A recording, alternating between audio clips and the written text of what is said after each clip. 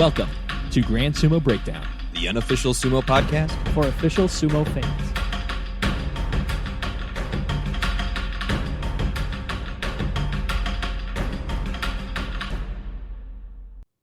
Welcome to Grand Sumo Breakdown. This is Ryan. This is Jake. And this is our Banzuke preview for Hatsu 2021. But before we dive into figuring out where I think all of the rankings will be, just want to promote our popularity survey one more time in a recorded format. We have already blown last year's responses out of the water. So last year we got about 606 responses. This year we're at 1,023 so far. There's still more time if you have not had a chance to partake in that poll. You can go to our Twitter. It's pinned to the top of our Twitter account. I believe Jake put something out on Instagram. It should be on our Facebook. There's plenty of places to go and find that popularity survey. If you want your voice heard, who is your favorite? Who is your least favorite? Respond. Let us know. And for the 10,000 of you who listen that I know haven't responded yet, you should probably get on that. And feel much shame for sitting on your ass and not partaking in the greatest Rikishi popularity survey any English-speaking forum has ever put together. Ever. Not just on Be a sumo part wrestling. of history. Yeah. Be a part of history. And before we go on, it's not something I just kind of wanted to address. I made some comments that I wasn't a big fan of in our recap episode when we were talking about the Yokozuna Deliberation Council. I had just kind of made a blanket statement like, oh yeah, the Japanese are xenophobic. Flerick very rightly called me out on that, but I just want to kind of say that, like, I'm sorry for making kind of that blanket statement. That is not what I believe. I believe that there's probably pockets of it everywhere in the world, and that it does affect some things in sumo, but it was wrong to make that as a blanket statement. Nobody's called me out on that, but it wasn't sitting right with me. It's a stereotype that is like, I mean, it's not wrong to say that you might run into xenophobia more often in Japan than in some other places, but yeah, I mean, I get it. It's not the way that you wanted it to come across, but at the same time, yes, it's definitely something that that has been a factor in sumo wrestling. So it's also unfair not to like we shouldn't hide it. We can't pretend that it's not there, but yeah, the blanket statement that I made didn't sit right with me. So I just wanted to clarify that a little bit. With that out of the way, let's move on. Let's talk about what we think the Banzuke will look like come January. Hopefully there is a January tournament. I saw something on Twitter that there's a possibility that as cases are ramping up in Japan again that it might get canceled, but let's not even entertain that thought. So we'll start with the Yokozuna, where since there was no participation by either of the Yokozuna, there will be no change in rank. So for like the third or fourth straight basho, it will be Hakuho on the east side, Kakuryu on the west side, with potential major shakeups to the Yokozuna rank for the first time since we've done this podcast, coming for the March prediction. So that could be very interesting. Yeah, it could be the case that those racist Japanese make them both retire, right, Ryan? I thought we were done with the racist jokes. Oh, man. No, I'll let it go, but I would be remiss to let it go without saying that, hey, I thought Flerick was the racist on this podcast. All right, now it's out of my system. I'm done. I'm good. All right. Let's talk about the Ozeki, where Takakeisho, being the Yusho winner and the best performing Ozeki, he will be your East Ozeki 1, since we have 3 Ozeki, so there's East 1, East 2. Shodai, with his 3 wins, is good enough to overtake Asanoyama for the second Ozeki slot, so he will be West 1, and Asanoyama with his 1 win will be your lowest rank Ozeki. He will be East 2. Wow, good for you, Shodai. Really showed up and just outperformed the just beacon of Ozeki stableness in Asanoyama, who in his previous 2 whole tournaments had maintained the best Ozeki record. So, way to overcome him this time, Shodai. Really the worst possible way to, like, move into the not last place of Ozeki. Yeah, exactly. All right, let's talk about the Sekiwake, where you might be expecting Takanosho, who was Sekiwake West last time, had a winning record, to slide over and take Mitake Yumi's spot at Sekiwake East. But no, I say. that will be Terunofuji jumping up from the Komosubi East rank to take that Sekiwake East rank.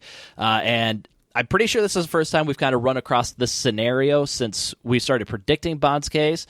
But despite Takanosho having that winning record, I have him staying on the west side, Terunofuji jumping over him because he had 13 wins and a June Yusho compared to Takanosho's 8 wins. Did a little bit of research to kind of confirm that happens. So Takanowaka in 2002, in Kyushu of 2002, he was Komosubi West and got an 11-4 record.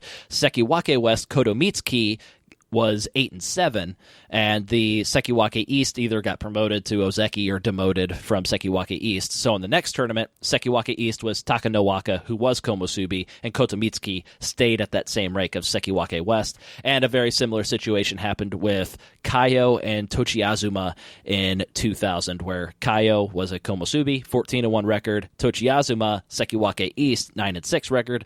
Kaio jumped over him in the order for the next tournament. You mean Sekiwake West. So Tochiazuma, even though he got a winning record, he didn't get demoted. He just stayed in the same spot on the west side. Yes, if I said East in reference to Tochiazuma, that was incorrect. Gotcha. So long way of saying Terunofuji is going to leapfrog. Correct. But I like providing the historical background of all of my decisions. I'm not just pulling crap. Oh, no. I just mean, like, in summary, this is why you brought that up, is because that's where the Sekiwake are going to end up.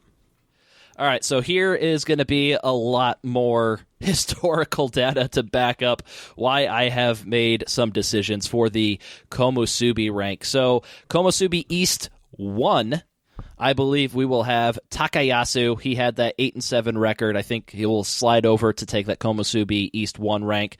For West 1, I have Daisho.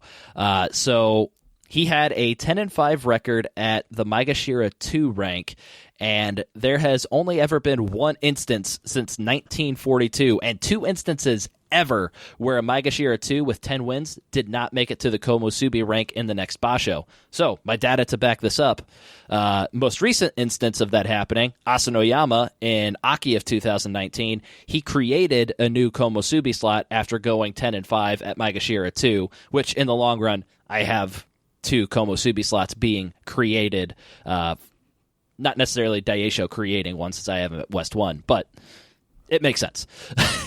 Sure. And then the one exception to this 10-5 record for Maegashira 2 opening up a new Komosubi slot or just being promoted to Komosubi is actually Koto Shogiku in 2006. But what happened there, the basho where Koto Shogiku went 10-5, there were already 4 Komosubi at that rank. And so the basho after Koto Shogiku went 10-5, he was ranked M1, but there were only 2 Komosubi there. And so really he still jumped up the same amount on the Banzuke, like in the order, the overall order of all the rikshi, so it doesn't really reflect in the rank, but in the overall order of all the rikshi, he jumped up the same amount of ranks as he would have if he went from like M2 to Komosubi. It was just with the changing of the amount of rikshi in the san-yaku ranks, it kind of shifts the goalpost for where M1 actually is in the overall rankings of things. And so that's what happened with Koto Shogiku there, why they didn't give him the Komosubi rank. It's because he was already getting that equivalent promotion by going up to the new level of where M1 was at, if that makes sense. Hopefully the Komosubi versus M1 hopefully that didn't give him a pay cut compared to where he would have been. That would be terrible. I don't know exactly how their salaries work, but I don't know. I was just trying to think I can't really obviously think in of the any long other run reason. he did okay for himself. Well, yeah, clearly. But I'm just trying to think does it really matter for any reason other than just the word? I don't know, whatever. I think probably, but probably nothing too significant. It would suck if it was if it was his only shot at Komosubi and he missed it, you know? Yeah. But obviously he went on to higher heights from there, but that would have been very silly way to miss it for his career. Yeah. So we filled out our first 2 Komosubi. Let's take a look at who I think will be our next 2 Komosubi. And starting with Komosubi East 2, I've got Hokuto Fuji. So I made him a Komosubi because there have been 17 prior instances of a Maegashira 4 Rikishi getting an 11-4 record, and they were all in the san-yaku ranks following their 11-4 record. There has never been a case where a Maegashira 4 with an 11-4 record has not been in the san-yaku ranks. I don't remember off the top of my head if there have been any instances where they've created a new Komosubi rank for the 11-4 Rikishi, but I'm going to go ahead and do that in this scenario because as I said before on this podcast, I'm not about to predict something that there is absolutely no precedent for. Fair enough. And then at Komosubi West 2, I have Mitake Yumi. You could easily drop him just down to Maegashira 1 because he had a losing record. We're already creating new Komosubi slots for Hokuto Fuji. Why do we need to create one for Mitake Yumi as well? Just drop him down to Maegashira 1.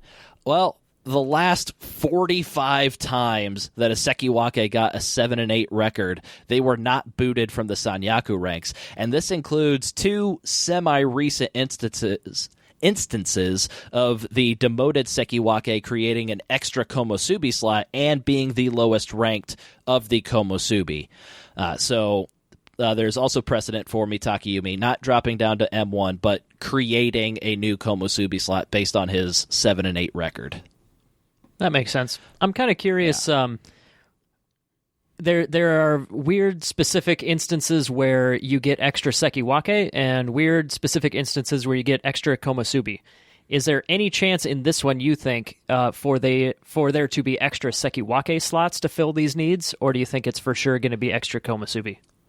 I think it'll for sure be extra Komosubi, because I think your argument would be move Daisho and Hokuto Fuji up to Sekiwake and then have like Mitake Yumi take the Komosubi West spot and create 2 new Sekiwake slots. That's the only way I could see that happening. But we haven't had a lot of experience as we've watched sumo, but from my understanding of how it roughly works is Maegashira that do exceptionally well will create extra Komosubi ranks. Komosubi that do exceptionally well, or Ozeki that are falling, will create extra Sekiwake ranks. Gotcha. Okay.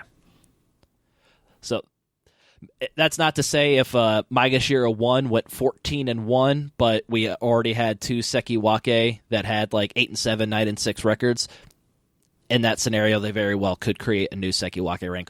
I just haven't run across that scenario. Sure. I'm about to look it up after this episode to see if that's happened before. But yeah, I think we would have Daisho or Hokuto Fuji if there were 2 open Komosubi slots. We would just move them up to Komosubi. We wouldn't even think about moving them up to Sekiwake with these records that they had. So I think creating them as extra Komosubi slots makes a lot more sense than Sekiwake ranks. Fair enough. I like it. But now that we do have 2 extra Komosubi ranks, we're going to have 2 more guys in the san-yaku ranks, which depletes our number of Maegashira, which makes the predicted promotions and demotions seem a little bit more extreme than they actually are. So all promotions are going to seem like they're 1 rank larger than they actually are, and all demotions will seem like they're 1 rank less than they actually are. But if you kind of look at where they're moving in like the exact order of how many Rikishi there are, it makes more sense kind of numerically as we go through this. Yeah, so the more people clogging up the san-yaku, the better everyone else's rank looks.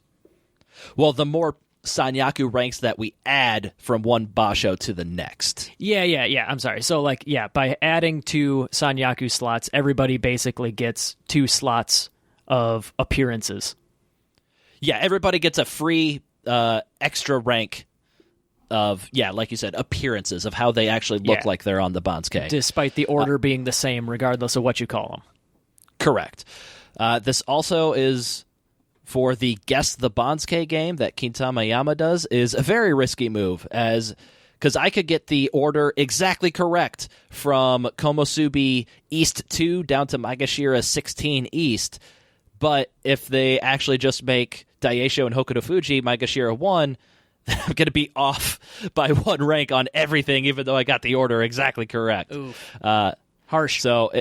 But the way we score things doesn't matter what rank they are. It just matters what order we put them in. And that's the real money right there. That's what we really care about. So hopefully... And I actually do feel good about the rest of the order. I feel like there aren't as many cases where there's just like, oh, God, we got to really pull somebody up to fill this rank because there's just not enough space. And it's pretty evenly distributed where people need to go. So I feel pretty decent about where everybody is going to go from here on out. So we will start in our zone of death with Maegashira 1 on the east side. I have Takeda Fuji jumping up 5 ranks from Maegashira 6 after a 9-6 record. Once again, it's a 5-rank jump, but really it's a 4-rank jump for him. And he's really the only guy to take that spot because the next dude with a winning record is going to be Koto Shoho with an 8-7 record from Maegashira 5, but a 9-6 from Maegashira 6 will always jump over an 8-7 from Maegashira 5. And we've already placed all the Rikishi that were in the san-yaku ranks last time, so there's no one that can drop to take that rank. And anybody else that had like an extreme record, which will be like a 10-5, 11-4, they're too far down the Banzuke to jump all the way up to Maegashira 1. So Takeda Fuji should be your top-ranked Maegashira in the next basho. And then next to him at Maegashira 1 West, I have Wakatakakage, who had a 7-8 record. Just going to leave him where he is at, as we do kind of have a lack of Rikishi to take his place. And he, once again, him staying at 7-8 is really a demotion of 2 ranks in the order. So there's going to be 12 Rikishi ranked ahead of him instead of 10 ranked ahead of him that were in November. Despite his rank appearing to be the same. Correct, yep. Gotcha. Maegashira 2 on the east side, same exact story with Onosho. I have him staying put with his 7-8 record, and then I have Koto Shoho going in at Maegashira 2 West. That Maegashira 2 West spot could come down to Koto Shoho or Tochi Noshin. They both kind of like numerically deserve to be the same rank. And so I ended up going with Koto Shoho. He has the worst record between the two, the 8-7 versus Tochi Noshin's 9-6, but he was ranked higher and he fought more Rikishi in the san-yaku ranks. And in this part of the Banzuke, I think they tend to favor the Rikishi that was higher ranked in the previous basho when it's kind of a really close call between 2 Rikishi and they had different records like that. So I'm going to give the preference to Koto Shoho there, which means at Maegashira 3 East I have Tochi Noshin falling in the last slot in the Joy. Since we have added 2 more Rikishi to the san-yaku ranks, that means the Joy is going to be ending at Maegashira 3 East this basho instead of around Maegashira 4 like it has been recently. So these are all the guys that we expect to face all the san-yaku rankers. And then we will shift over to the mid-Maegashira ranks at Maegashira 3 West. I have Tamawashi. He's pretty much the next clear-cut guy to go in this order, so he is going to be jumping up from Maegashira 6 to Maegashira 3 after an 8-7 record. At Maegashira 4, on the east side, I have Endo jumping up 3 ranks after an 8-7 record from Maegashira 7, and I have Okinoumi dropping 1 rank after a 6-9 record from Maegashira 3. The order of these 2 guys could be switched. They both they both should be at this M4 rank. I went with Endo over Okinoumi because I don't think they are going to drop him only a half rank from Maegashira 3 West to Maegashira 4 East after a 6-9 record, even with the demotion being the equivalent of 1.5 ranks after we correct for the new Komusubi slots. I still don't think they're going to drop a guy with a 6-9 record just a half a rank. Especially when Endo is right there deserving of something along those lines. Yeah. Would it absolutely floor me if they switch the order of these 2? No, but I think this is the way that they will go. And Jake, I need you to kind of keep track of how I am justifying who I'm putting in front of the other and make sure I am not contradicting myself as we go down the Banzuke, because when I was putting this together, I flip-flopped so many guys with so many different sets of logic that I need you to keep me straight and have the potential to flip things around. So this Banzuke is semi-live, pending Jake's review of my logic. Gotcha. I promise that I will do nothing but confuse you at the end by tying your brain in knots. I expect nothing less. So at Maegashira 5, on the east side, I've got Ryuden jumping up 5 ranks from Maegashira 10 with a 9 and 6. And on the west side, I have Meisei also jumping up 5 ranks from Maegashira 10 after a 9 and 6 record. So do the thing that I always do. If 2 guys have the same record from the same rank, I just keep them in the same order and keep them side by side. There have been too many instances recently of the Banzuke committee splitting up these pairs, but I'm just going to keep them together forever because I can't ever think of a justification to split them apart, and if I start doing that, I'm just going to be wrong. So it's too clean of a rule. You got to stick with it when it's such a clean rule. Yeah, even though there are clear instances where they've been split apart, I just got to keep going with it because I don't know when they're going to decide to do that. You're in too deep now, so just stick with it. Yep. Maegashira 6, on the east side, I have Tobizaru dropping down 2 ranks after a 6 and 9 record at Maegashira 4, and I have Kagayaki dropping down 3 ranks after a 5 and 10 record from Maegashira 3. So here's another piece of logic that I need you to make sure is consistent with my previous logic, Jake. All right, what you got? So Kagayaki and Tokushoryu could both be at this Maegashira 6 West rank. But I feel, and I said previously that I go with the guy with the higher record, especially if they were in the Joy. So I'm putting Kagayaki here instead of Tokushoryu, despite Tokushoryu having the better record between the two. So I think that's consistent with my Kodo Shouho Tochinoshi decision of the guy that was ranked higher taking the spot when they both deserve the same rank. Fair enough. All right. So that means at Maegashira 7 East, that is where I have Tokushoryu landing. And on the west side, I have Chiyo no Kuni going here. So this is another one where we could have Kiribayama going. It's basically a coin flip between those two, but I'm going with Chiyo no Kuni. 1, because I can't always let Joey Bias win. That has killed me on a couple of recent ones. And 2, technically Chiyo no Kuni deserves to be 1 rank ahead of Kiribayama, but those lines get a little bit blurred with like the more extreme records that people have. So we're looking at a 10 and 5 record versus a 3 and 12. And so the more extreme the records are, the more volatile the change in rank can be. Because if like you have an 8 and 7, like, yeah, typically they're going to be going up 1 to 2 ranks, maybe 3 if things have gone crazy. But with like a 3 and 12 guy from Maegashira 1, he could drop from like Maegashira 6 to like Maegashira 12. So there's just an increased volatility with these guys, and it makes it a lot harder to place the guys with the extreme records.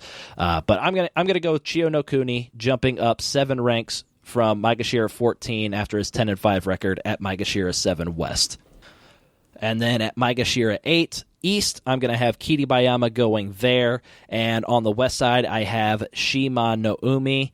And so Shima no Umi is going to be jumping up 9 ranks from Maegashira 17 after his 11 and 4 record. And I am going to let the Joy bias keep Kiribayama ahead of Shima no Umi in this instance, as they both deserve to be at this rank.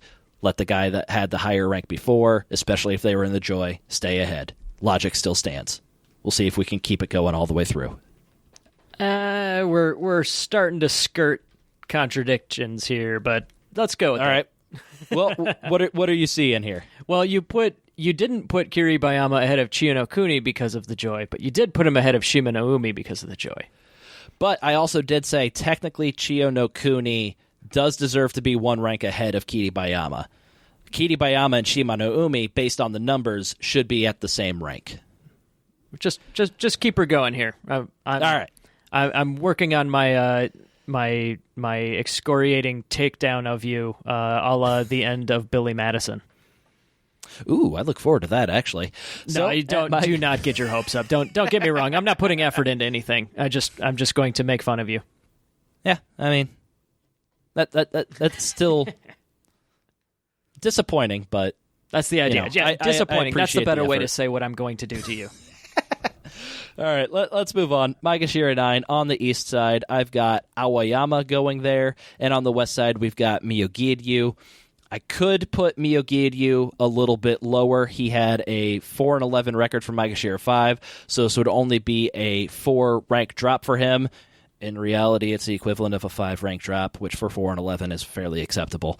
But that would, if I did drop him even further, I'd have to pull up Ichinojo or Chiyotairyu further than I would like.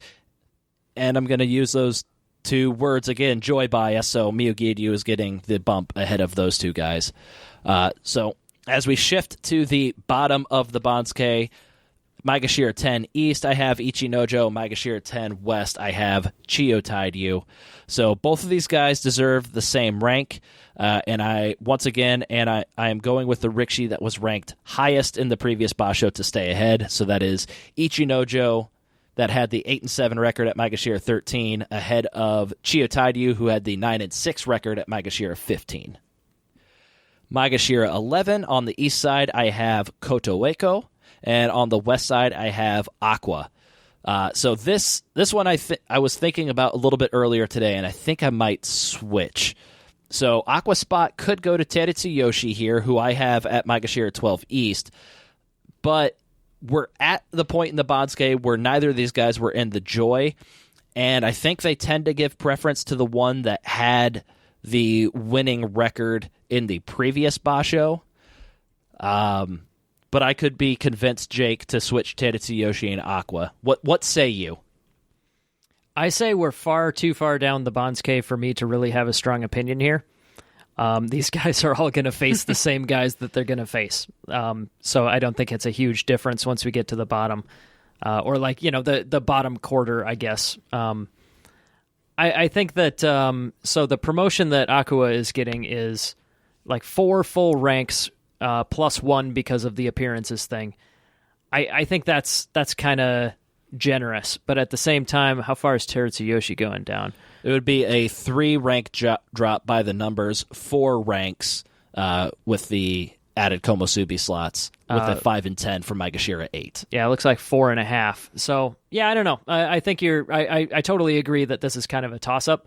But yeah, I don't have a strong opinion for which one should go where, and it's just down to the arbitrary Ryan tiebreakers here. Oh, they're not arbitrary by me. They're arbitrary by the Banzuke committee because they change freaking rule sets from Banzuke to Banzuke. Yeah, okay, that's a fair way to put it. I'm gonna leave it. Yeah. You're not getting an actual opinion out of me here. No, I know. I'm going to leave it where it's at because it makes it easier for me when I edit all my different documents where I have it listed out who is ranked where. So due to less editing time, Aqua will stay at Maegashira 11 West. 5 ranks for Maegashira. Well, I got everybody else with 9-6 record jumping up 5 ranks, so why not Aqua? All right, Maegashira 12 East. That is where I do have Teritsuyoshi landing, and on the west side of Maegashira 12, I have Chiyoshoma going there. So, could have Midori Fuji at the Maegashira 12 West rank. He is the Juryo Yusha winner who had a 10-5 record from Juryo 2. But if there is anything that is more real than joy bias, it is anti-Juryo bias. So Midori Fuji is going to be ranked lower than his record probably deserves. So that is why I don't have Midori Fuji at Maegashira 12 West. I have Chiyoshoma jumping up, looks like 4 ranks from Maegashira 16 with an 8-7 record. Yeah, that kind of sticks with where you put Chiyonokuni last time, coming up from Juryo. You put him down at 14, and he had a spectacular record, but he was coming up from like several ranks deep into Juryo, right? Yeah, he was 14-1 from Juryo 11, and I think based on like the math thing that I put together for everything, he deserved to be ranked ahead of some more guys, and he actually was. But because he was coming from Juryo, I tend to like give a 1 rank demotion to each. I like knock off 1 rank from where they deserve to be when considering Juryo guys, and that's been working pretty well recently. So we're gonna put Chiyoshima at Maegashira 12, Maegashira 13 on the east side. I'm gonna have Hoshoryu stay and put at Maegashira 13 East after his 7-8 record from Maegashira 13 East. And on the west side, I do have Midori Fuji going there. I might actually switch those two. Yeah, Hoshoryu, like he's already getting bumped record, like, order-wise, even though he's staying in the same spot. I mean, you had him in the same spot, and now you're switching him. So, like, he's getting a half-rank demotion, which is really a 1.5 rank. So, okay, yeah, that all seems fair. I got you there. Yeah, I'm gonna do that live. We're switching Midori Fuji to Maegashira 13 East and demoting Hoshoryu from Maegashira 13 East to Maegashira 13 West. So Maegashira 14 on the east side, we have Yutakayama, and on the west side, I've got Kaisei. Both of these guys had 6-9 records from Maegashira 12, so I'm going to drop them both 2 ranks and keeping them together on the Banzuke. That brings us to Maegashira 15. On the east side, I have Akiseyama jumping up from Juryo with a 9-6 record from Juryo 1. He is going to be the only other Juryo promotee besides Midori Fuji that I am predicting, and it's very clear-cut this basho that there's only going to be 2 promotions and demotions. They pretty much had a win this match and you're promoted from Juryo match with Ishiura versus Sada no Umi, and Ishiura lost to Sada no Umi, and so spoilers, I have Sada no Umi as my last ranked guy. If he had lost that match, he would have gone down to Juryo, and Ishiura would have gone up to Makuuchi, but Sada no Umi won, and that pretty much locked in that Sada no Umi would be staying in Makuuchi for this basho. So that made me very sad, no Umi. Everybody's sad no Umi, because based on the early results from our popularity poll, Sada no Umi doesn't pull quite as highly as Ishiura does. Spoiler alerts, he's not the highest guy on our list. Yeah. I think he might have been one of the guys last time who didn't get a single vote for favorite Rikishi. Was it like him? Was Takara Fuji on that list? I don't think so. I think Takara Fuji had a few. There was like 3 guys that didn't get a single vote. Maybe like a Daisho Maru or Daisho or something like that. Yeah. I bet Daisho's got a few votes this time around, but yeah, we'll get to that. We're going to get to that within a couple weeks here. We're still compiling data. Things could change. And then Maegashira 15 West, I have Koto no Waka dropping 1 rank from Maegashira 14 West to Maegashira 15 West after a 7-8 record. And then Maegashira 16, we only have the one Maegashira 16 on the east side. I have Sada no Umi. Like I said, he is the clear-cut bottom-ranked guy for this upcoming tournament, dropping 5 ranks from Maegashira 11 to Maegashira 16 after his 5-10 record. So we brought up 2 guys from Juryo in Midori Fuji and Akiseyama. That means we got to say goodbye to 2 guys from Makuuchi. And this is going to be a very bipolar pair of guys for you, Jake, as the one we're saying goodbye to is very sadly Enho and very jubilantly Kotoyuki. Yeah, I'm pretty torn because then the guys that we're getting up are Midori Fuji, who I think is very interesting, and Akiseyama, who is... I think the only time we brought him up on this podcast was when we were building the Frankenstein Rikishi, and we wanted, like, who has the worst chest, like pectoral muscles, and Akiseyama was a runaway for that. Yeah, and he easily could have won a couple other worst categories. So he is, I mean, I've kind of gotten used to Tokushoryu, but Tokushoryu and Akiseyama have got to be the least athletic-looking athletes at the top of any sport that I can picture. Yeah, they are the most unfortunately built men in sumo, and that includes Aoyama. And Kageyaki. Kageyaki's got some awful genetics for being mostly naked for his profession. Exactly. All right, Jake, what is going to be my worst prediction here?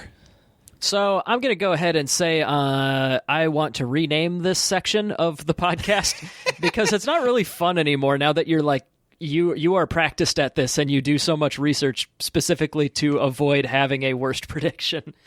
Yeah, and like my worst prediction on the past two Banzukes have been like off by just a rank and a half. Yeah, and that's just like not even fun. I think what how about we say either if there is one that I think you did badly, I'll bring that up. Otherwise, like the part of the Banzuke that I am most excited to see the resolution for. Sure. And I like for that, it is for sure the Komusubi situation. Not really a spoiler since we spent a whole bunch of time on that. You know, that it wasn't hard to see that one coming. But I really do enjoy the situations that pop up when we get weird san-yaku ranks.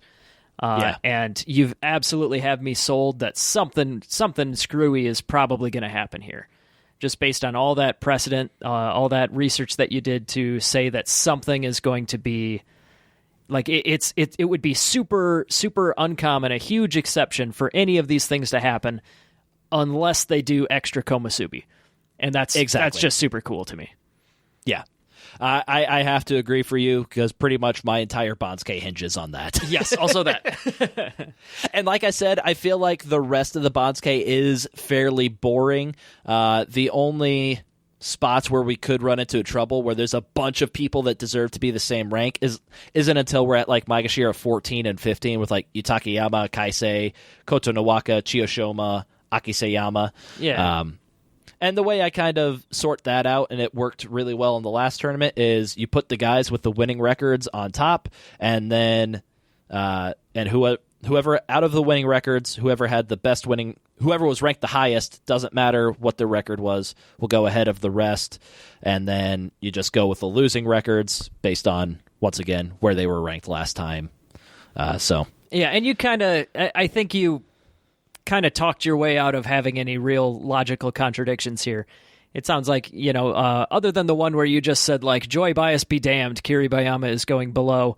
And yes, I know, like, by the numbers there, that it kind of made sense as well. But, like, yeah, regardless, I think basically the logic on the ones that you were kind of doubting yourself that you wanted to talk through, I think you kind of answered your own question by just saying, like, where they started out is a good tiebreaker most of the time.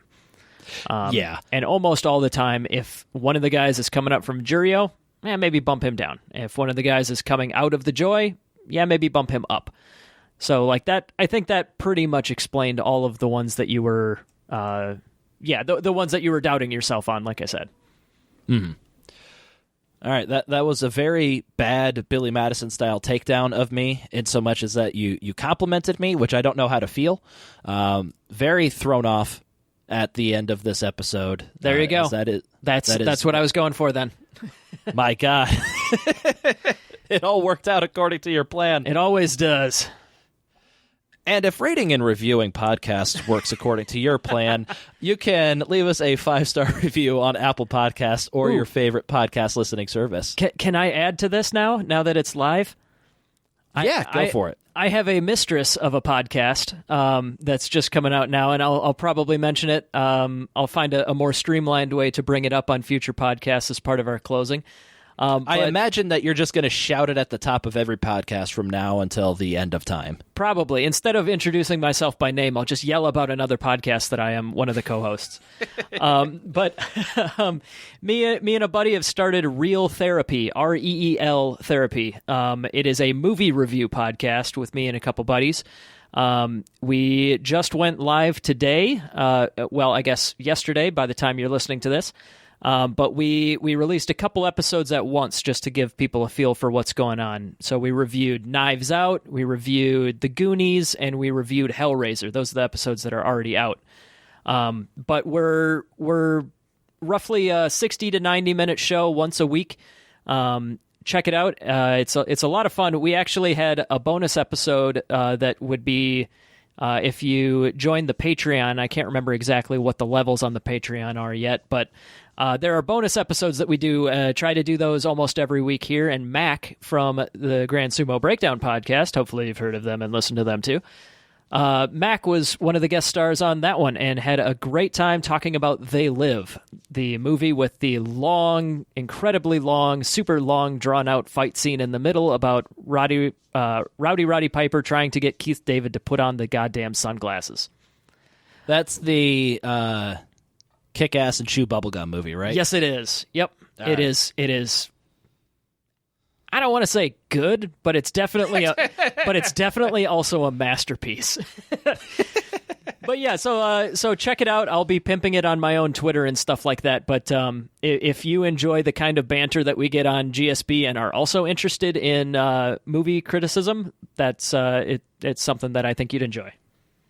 I am very offended that you refer to those people on the podcast as your buddies, as I assumed that, like me, your only friends were on this podcast. Well, buddies is just kind of a generic euphemism for other people whose presence I tolerate. All right, just get on with the rest of this ending. Yeah, Twitter and Facebook and Instagram, search for Grand Sumo Breakdown. Our blog, grandsumobreakdown.wordpress.com. Go check it out for Mac's breakdown of recent American sumo tournaments. Just, whatever we can make happen during 2020. He rates and reviews how it all went. If you have any questions, comments, or corrections, you can leave us an email at grandsumobreakdown@gmail.com, or you can shoot us a voicemail at 805-613-7866. That's 805-613-SUMO. Something I forgot to do at the top of the episode, as I was telling everybody to do our popularity poll, if you have not already. I wanted to thank the guys at Tachiai, our friend Mr. J-Wags, our fellow sumo podcasters, Sumo Kaboom and Sumo Mayanichi, for helping us promote the popularity survey and getting it to as many responses as we have so far. Hope to see that increase ever more throughout the coming week before we shut it down. So with that being said, look forward to the results to the popularity poll before the end of the year, our special, fun, surprise-filled award show. And that's it. That's all we've got going for the rest of the year, probably. Yeah, you really started that sentence off as if there was another thing. Yeah, there is not. Absolutely not. Far too busy to fit anything else in. Yeah, it is a busy month. All right. I have a baby, Oh, yeah, whatever. That's okay. I hadn't heard. All right. See ya.